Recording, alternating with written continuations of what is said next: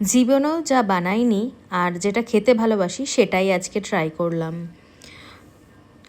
আমি নিয়ে নিয়েছি 1 কাপ ময়দা, সঙ্গে লবণ আর পরিমাণের থেকে একটু বেশি তেল, যাতে আমার ময়ামটা বেশি করে দিতে পারি, মানে একটু ওভার হবে, টাইট হবে আর কি জিনিসটা, মানে একটু শক্ত শক্ত হবে।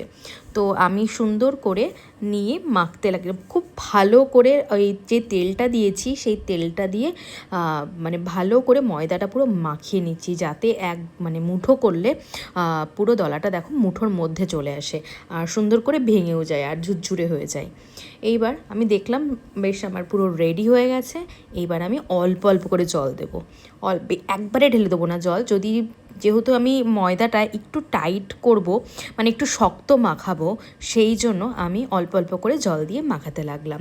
তো তোমরা গেস করতে পারো আমি কি বানাতে চাইছি, আর রিভিলটা নেক্সট ব্লগে হবে।